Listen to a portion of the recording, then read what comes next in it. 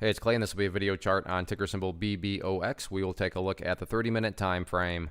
Real quick, what do I mean by 30-minute in case maybe you're new to charts? Instead of each one of these candlesticks here representing 1 day's worth of price action, which is what you would normally see, each one represents 30 minutes. So while this here may look like several days worth of time, it's actually today's price action broken down into 30-minute time slices. I like to do this time frame. I think it does a good job of telling the quote-unquote story of the price, and then makes mapping out where levels of support and resistance a bit easier to see.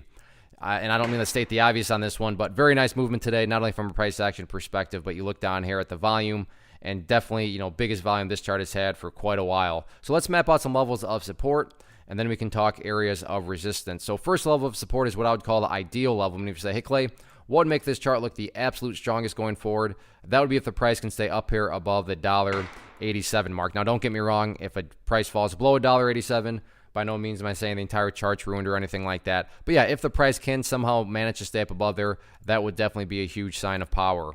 Next level of support after that would be down here at the $1.50 mark. So $1.87, $1.50 going to be those two near-term levels. And I'll just leave it at that right now because, the price is still actually quite a bit of ways up above $1.87.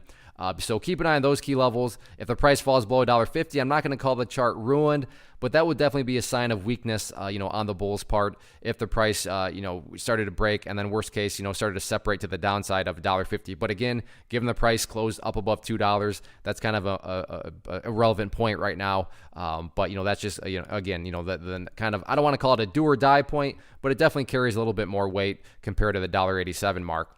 Now, what about levels of resistance? Well, this is quite straightforward at this point in time, and that has everything to do with the pink line right there, the famous 200-period simple moving average. Even if you have a very basic understanding of charts, I'm sure you've heard of that level, and you know that when the price is below it, it does tend to act as resistance, and surprise, surprise, that's right where the price started to struggle. Now, don't get me wrong, I'm not saying the price can never break through that area. I'm just saying that it makes sense why the price is currently struggling right around that pink line there. So that's certainly public enemy number one going into next week. All in all, though, no doubt about it, very nice move today on the big volume. So it'll be interesting to see how this one plays out next week.